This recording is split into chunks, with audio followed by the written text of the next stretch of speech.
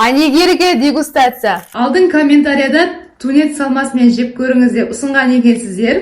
Сіздер үшін арнайлап сатып алдым. Екінші рет мүмкіндік беріп көреміз. Бұл жолы дәмі қандай болады екен? Тунец дегенді түсінбей жатқан жандар болса, скумбрия тұқымдасының теңіз жыртқыш балығы сол начинкамен жасалған. Ашылуынан бастайық.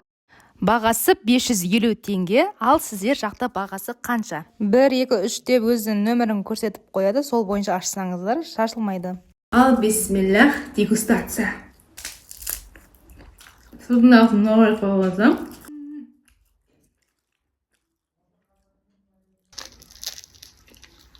Селедканың дәмі шығады. Бұл құрғақ емес, сонысы ұнады. Нори қағазы да өте жұқа, жеуге болады.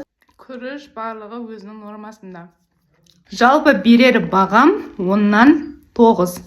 Дәмі жақсы, бір рет алып жеуге болады. Келесі қай тағамға обзор жасайын, комментарияға өз пікіріңізді жаза кетіңіз.